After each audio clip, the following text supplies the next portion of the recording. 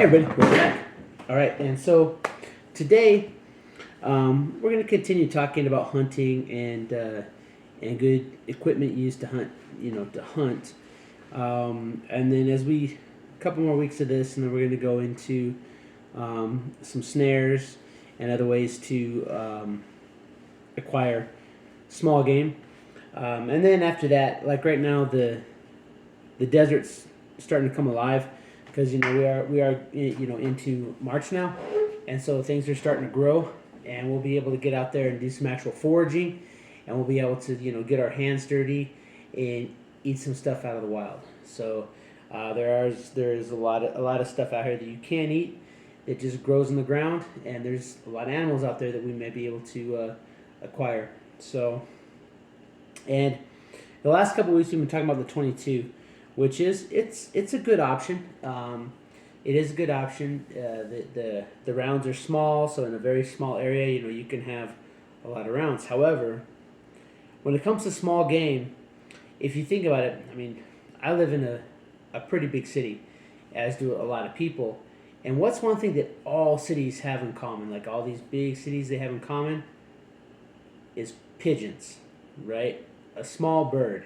Well, obviously, you're not taking the 22 out to being a small bird because even a 22 is going to do a lot of damage to the bird and you're going to lose a lot of the meat.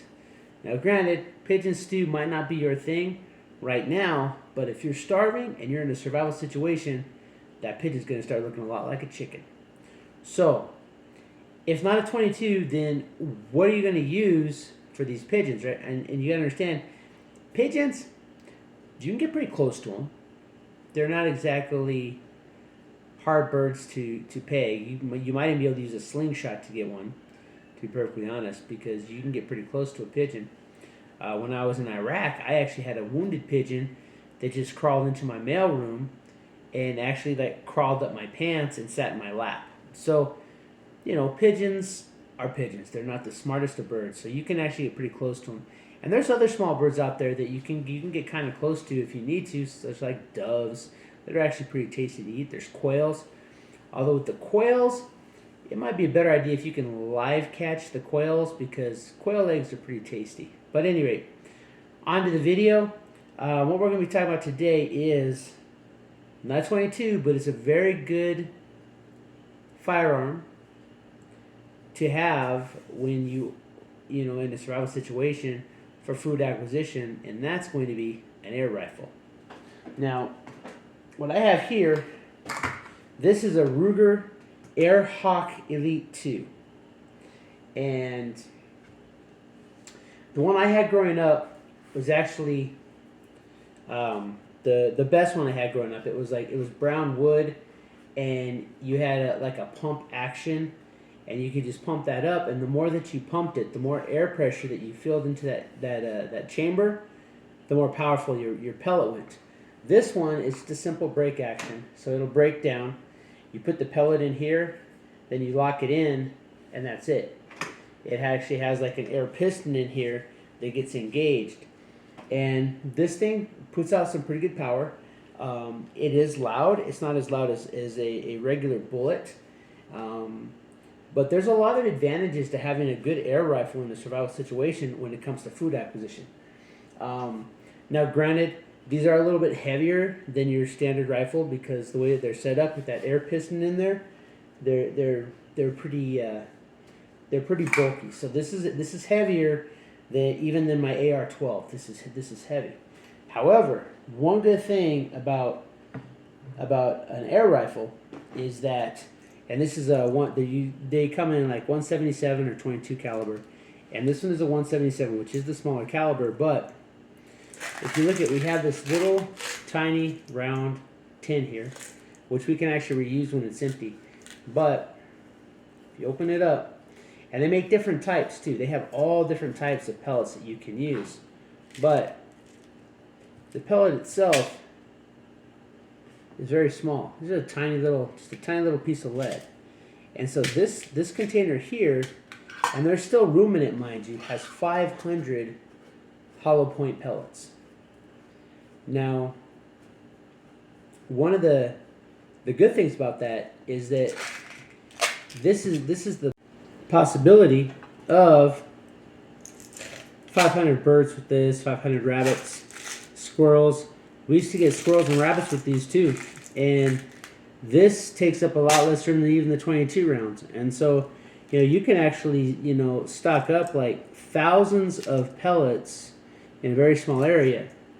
And whereas this one is an air piston, the other ones where they have that pump action, those pellet guns will last forever. I'm not sure how long this air piston will be good in this one, but that's something to think about. You've got thousands of these little tiny pellets, and they make different ones. They make ones that have like points, ones that have. I have two different types. This one here is the main one that I use. This growing up, it was just pellets, right? They were just flathead pellets. That was it. And but an air rifle is a very good option for food acquisition in a survival situation, especially if you stay in a city, because those birds are not exactly trying to get away. So you can get pretty close to them, and if you have one with a scope like this, you can really zero in on it, and you can make sure that you have food. Granted, I get it. Pigeon stew might not be your thing right now, but if you're starving, like I said, it might start to look pretty good. So, yeah. So, and I think everybody should have an air rifle. That's when I was 8 or 9 years old. That's what I started with a BB gun and an air rifle, and I was able to learn, rifle safety. Because even though it was a BB gun or a pellet gun, the air rifle, you still have to follow safety. You still have to follow rifle safety, and it's a good way to learn it, especially as a young child. But, so definitely, like I said, the 22s are great, but an air rifle, a good air rifle like this, is going to be worth its weight. It is a little bit heavier, but the amount of pellets that you can have in such a small area really make it a worthwhile tool. So, anyway, so this is your first time to the channel, please consider subscribing. Go ahead, and if you're already subscribed, I appreciate it. Hit that like button, leave me a comment. And at the time of filming this video, we were at 247 subscribers. So I get 3 more people subscribed. And just a reminder, this Mora with the mini survival kit that I put in the front, as well as this beefy ferro rod with this hacksaw striker that I put together, and we tried the other one as well as the other Mora. So we've actually tried this equipment. This is good equipment. Well, 3 more subscribers. Hey, as early as tomorrow night, I could be making the video for this giveaway. So go ahead, share this video out. Hey, if you have people that you think might be interested in subscribing, that they're into this sort of thing, hey, let them know about it, because you know what? I got a feeling in a day or two, one of my lucky subscribers is going to be having this sent out to them. So, again, 250 subscribers, I'm at 247. We got the Mora with the mini survival kit. And if you don't know what's in that, the video is up on my channel, as well as this ferro rod. And this video is up on my channel. So, with that, keep prepping.